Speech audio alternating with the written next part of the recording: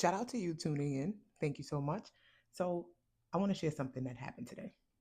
It's nothing exciting. It's a slow morning. I'm not doing much of anything, but I started off my day just watching YouTube videos because I'm a bit of a cornball. And sometimes I get up and I lay around and I drink some coffee and watch YouTube videos. Don't judge me. But this one, this one video I was watching in particular, it was about this young woman that catfished her husband. She had been married for 12 years. She has two children with this man, and she is talking to Dr. John. I'll actually clip the video or put the video in the description box so that you guys can check it out so that you don't think I'm crazy. You might still think I'm crazy, but that's fine too. Long story short, Dr. John is a psychologist, and people call on the show to just get advice. And it's, quick snippets of like conversations and specific things. And he kind of does a quick deep dive so that he can give some advice just based on what he's getting on the surface, point them in the right direction for how to handle things and so on and so forth, right? So this woman in particular is talking about her husband that she catfished. Long story, very interesting, is that it comes to the surface that he's just a serial cheater. Uh, she catfished him and he was corresponding and it was cool and it was funny. But one day she's going through his stuff. She finds two hotel receipts. And essentially, she blew up the catfish thing because she found the other two hotel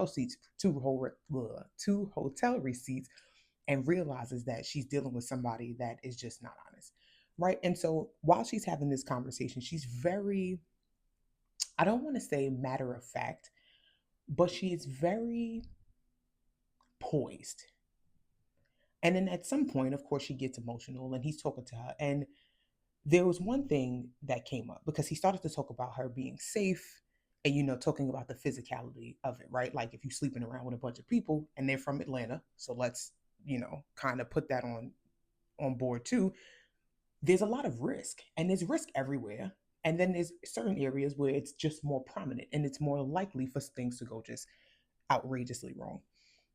With that being said, she's talking to him and she's in this very poised, semi withdrawn, and he called it uncertain. He's like, "Why do you sound uncertain?" Like he kept asking her that because he's like, what's happening. Because every time she would bring something up, he would kind of, husband would more or less gaslight her. Nah, that's not what you think it is. Nah, that's not what you think it is. No, no, I said I was here, but you remembering it wrong. That kind of stuff. So, why do you sound uncertain? Now, of course, it is not unreasonable to say that she is uncertain. But here is what I thought about and what I felt while she was talking. It's not just about being uncertain, it's the guilt you begin to feel when you turn into the angry black woman that is not looking out for her unfortunate or might not know any better man. Now, this is a this is a nuanced conversation. I'm only taking a very small segment of this discussion because it is about this woman in particular and how I related to it as a black woman in particular. So I'm going to give that disclaimer. And so, what I took away from that, and forgive me, I'm going to look down because I kind of wrote down things so that I'm not all over the place and I don't lose sight of what I wanted to talk about. And it really comes down to fighting the notion, going against that prejudice that you're not cool. And the cool girl, like Dr. Ramani is another person that talks about this all the time, the cool chick. Really playing up that role is like the perfect way for you to trick yourself out of what you see, what you experience, and how you just automatically or default invalidate yourself because you've learned to prioritize the person outside of you rather than yourself, right? And so, of course, this conversation starts to take this transition of if you are staying in a relationship with a husband that is mistreating you and you have children, guess what they're watching? They're watching this dynamic play out. And she further explains that she sees herself in her parents' marriage. Come to find out, her mom and daddy done been together for 45 years or something like that. And her daddy's a serial cheater. And I'm like, oh man. So, of course, the conversation continues, right? And Dr. John is explaining to her that this process is not an easy process. It's uncomfortable. It's all of these things. And he's like, my heart breaks for you because you're wonderful. You're all of these things. You don't deserve what you are getting. but somehow, some way you ended up in this situation. And I know that it's going to be hard and it's going to suck. He said, but if you stay, you run the risk of perpetuating this behavior and your children will mimic it and they will deal with this. Or you can absorb the stress that comes from changing the course now, because it sounds like you have a generational curse. Now, I don't know if this is just perfect circumstance. I don't know if God is whispering or anything of the sort. But just as he was having this portion of the conversation, the first thing that came to me was Adam and Eve and Jesus and his crucifixion. So, this one is going to be about the crucifixion and the curse. Now, having this discussion can get a bit complicated, specifically because a lot of folks have weaponized the Bible. And I wholeheartedly understand it. Like, I understand history, but cognitive dissonance is real. Because when I tell you, being in a time where I will see someone say MAGA, Jesus, and Trump, and it's just this like weird bubble of like strange stuff, that's a very, yeah, we're going to pocket that. But you get my drift, right? It's a little nuts. And so when you see people villainize folks, mistreat groups and that sort of thing on the basis that they are more righteous and it's in God's honor, I kind of want to move us away from that, right? Because I've never read the book and got that understanding. I also never read the book and got the understanding that you were supposed to be a punk and let people play in your face. But we gonna get to that too. I'm losing it a little bit, but hear me clear. The crucifixion and the curse, right? So we kind of understand that Jesus came and died for our sins. And we also understand the process of the crucifixion, or him being crucified, was hurtful. And not only was it hurtful, he didn't deserve it. That's how we understand it. It was a thing of they saw something that they didn't like that was unusual, and they said, we got to get rid of him. We got to get rid of him, and we got to get rid of him in a way that people don't forget. We're going to make an example out of him. Now, we're also going to make note that the process or the crucifixion was not exclusive to Jesus. This is how they tortured people. This was something that they had been doing. They put in $8,000 to be experts at brutality. That is okay, because that is not why we're here exclusively. Now, the reason that I bring up what happened with Jesus, I'm going to also mention or go back to Adam. Now, we understand that the earliest of sin was the serpent, the forbidden fruit, Adam and Eve. The woman comes, God says, watch a woman. Adam going, he doing his thing. Eve out there talking to the snake. And sure enough, they get into this whole debacle. They chewing on the forbidden fruit. They eating from the tree of knowledge, and God told them, don't do that. This is the short version of it. It's the ghetto synopsis. Don't judge me. And understanding that that was the first mistake, right? It comes a point where God comes back to them and he's like, you're calling for them and that sort of thing. But they have this new awareness because remember, they're eating from the tree of knowledge. And he asks, yo, Adam, Eve, where y'all at? And Adam is like, yo, I can't come out right now. I'm naked. I don't got no clothes on. And so God said, hold on a second. Who told you that?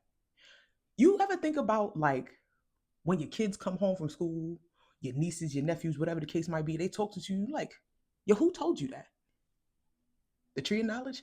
So the reason that I think it's so important for us to understand the book, and not just from the perspective of religious connotation, not just from religion, but just how much it runs parallel to life, because I think that we lost sight of the value of stories such as this. I said, bro, who told you that? He said, y'all can't come out. And eventually they come forward, right? And when it comes to surface that the sin had been committed, which was eating the fruit, Adam's response was, it wasn't me. It was Eve. Yo, like they tricked me. Yo, why'd you send her here? So I want to talk about this notion because essentially I want to say a lot of the book lines up with, it begins right here where you messed up, right? You ate from the tree And then you looked at God and you said, like, yo, bro, it's your fault. Like, why you sent her here? It sounds like a lack of accountability.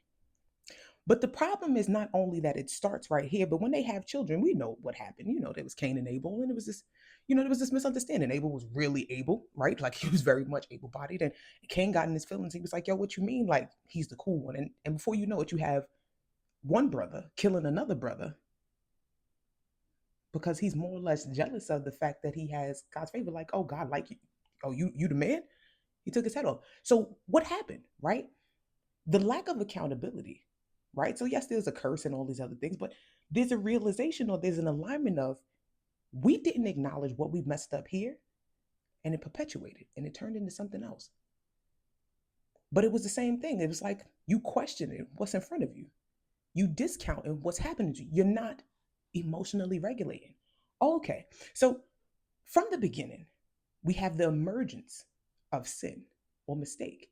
And then you have the introduction of the man without sin, God in the flesh, so that he can give us the opportunity to be redeemed. He becomes the example of breaking a curse. Let's talk about that.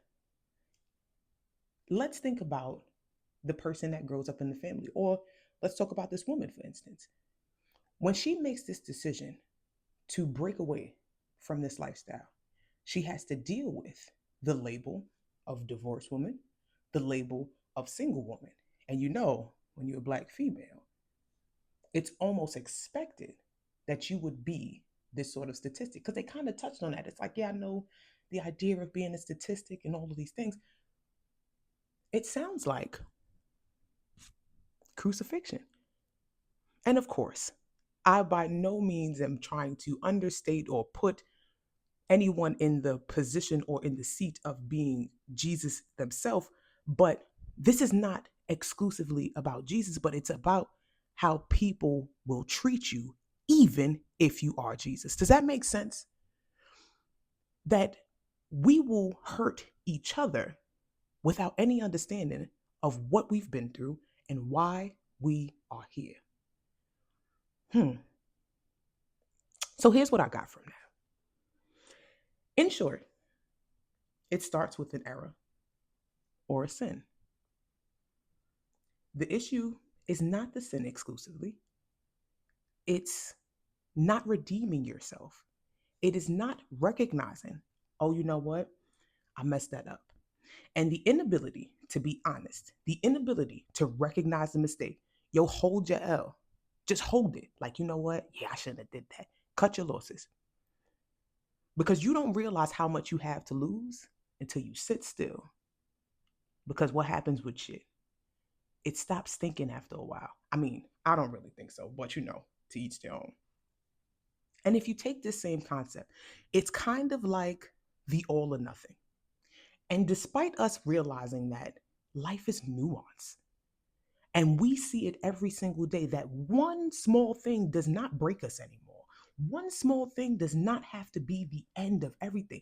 Now, does it change what used to be? Absolutely. But that doesn't mean that you can't get back on course and realign with something that is better and perpetually where you always needed to be and where you were destined to go. Think about a diet. We having this conversation all the time. I'm working on, on my own stuff. If we take a diet, you're doing well, you clean eating, you're doing this, you're doing that. And then one day it's like, I really, really want some ice cream. And you go and you have your ice cream. Is the diet not worth the diet because you had one ice cream cone? No. But what happens to most of us? We fall off the wagon.